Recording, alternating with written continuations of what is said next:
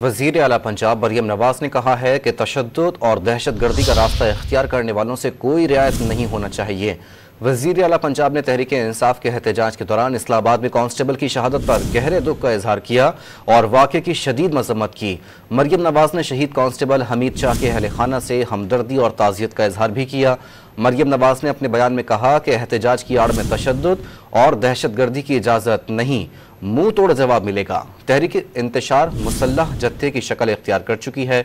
दूसरों को अजियत देना, अवाम के जान और माल की हिफाजत पर मामूर पुलिस एहलकारों पर तशद्दुद कौन सी सियासत है?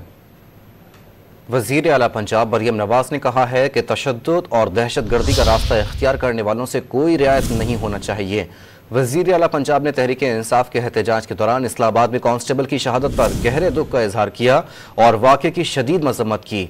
मरियम नवाज ने शहीद कांस्टेबल हमीद शाह के अहल खाना से हमदर्दी और ताज़ियत का इजहार भी किया।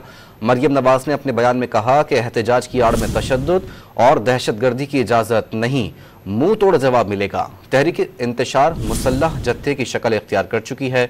दूसरों को अजियत देना, अवाम के जान और माल की हिफाजत पर मामूर पुलिस एहलकारों पर तशद्दुद कौन सी सियासत है?